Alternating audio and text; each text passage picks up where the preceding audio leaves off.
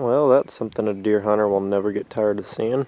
Big old scrape. There's the stand I saw the biggest buck of the season in, 60 yards. I was in that stand and he was right up here on the field edge standing in the briars for 2.5 hours. Hello everybody and welcome back to another video here on Brotherhood Outdoors. Now I'm not going to be talking too loud because I am next to my turkey hunting location for tomorrow morning. I'm out here next to where I would normally come out here and try my luck turkey hunting, and I would always have turkeys come in close, but it was just kind of difficult using archery equipment and everything else and not being properly camouflaged. And but hopefully I'm going to change that up, and let me show you here what I made.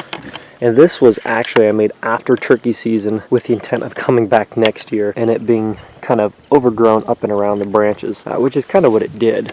For the most part, I've got briars growing up out of the brush and stuff and whatnot now, and what I'm going to do, and this is for 2 men, so you can have 2 guys sit up against these trees.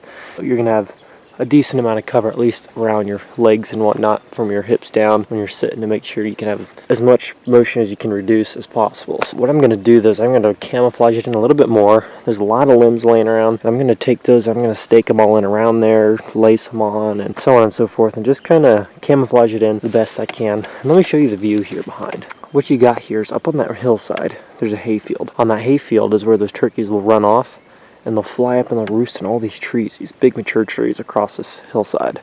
And then what they do is they fly down in the morning, or they'll fly off onto the field, and then they usually circle down after playing around in the field a little bit, and they walk down through this valley, and then they walk up to that hillside. But what I'm going to do is I'm going to take my chance here and sit right here, right next to where they cross down, and I'm going to have a decoy set off at a 45-degree angle to my left.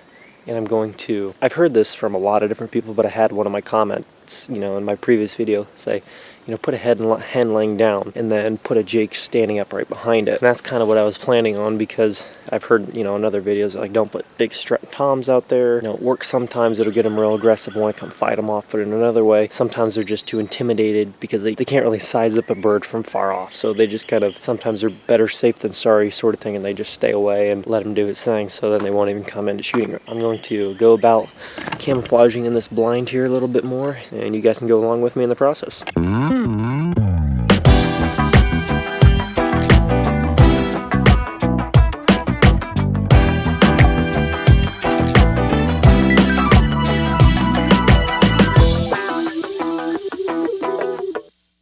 And that is how I make my turkey hunting blind. Now if you look around this, you'll kind of get the idea of the shape.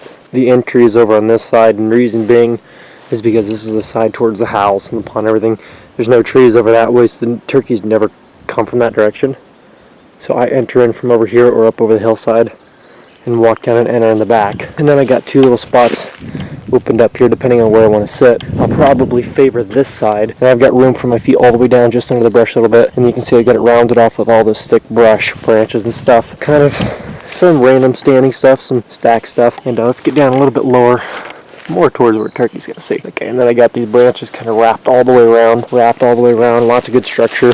Got some limbs that are bigger that come all the way out to give it some more of a brush pile look. And like I said, structure wrapped all the way around. Plenty of room in there. Branches kind of come up, cave up in a little bit. Stay all hidden down in there. Move my camera around. I don't have to reach my arm up out of the cover. Got some branches to the back, because sometimes you'll see the turkeys. Sometimes they'll come down over this hillside from behind and walk down, and so that'll just give me a little bit of added cover in this corner if I need to stay still until they walk down into the valley in front of me. So now I'm going to go in here so you can see my view. I'm going to go in here so you can see my view from sitting down. Sit right down here, and it's pretty much perfect. Everything comes up right, this is eye level. So right here is eye level for me, and everything's perfect height to where it's not too tall to where I have to try to reach up over to get a shot. Nothing's too low to where I still got to feel like I can't move at all or make any movements to the camera. And let me show you what the camera on the tripod will be right here. See, the camera's on the tripod right here, and it's not in the way. It's still hidden down behind the brush a little bit. Pretty much perfect, and I can make adjustments without moving too much, and my hand motion is still below all the brush cover. Can pivot all the way around. I have good views, so it's perfect height for the camera and for shooting. Well guys, thank you so much for stopping in and checking out today's little turkey blind video. I hope you guys enjoyed it. Sorry it wasn't anything too crazy. Just really don't want to be back here too long given that it's turkey season coming in tomorrow, and so I don't want to make too much noise and be back here too long goofing off. Thank you guys so much for watching. If you haven't liked the video, please like the video, leave a comment below, subscribe if you're new, and I will catch you in the next video. Peace.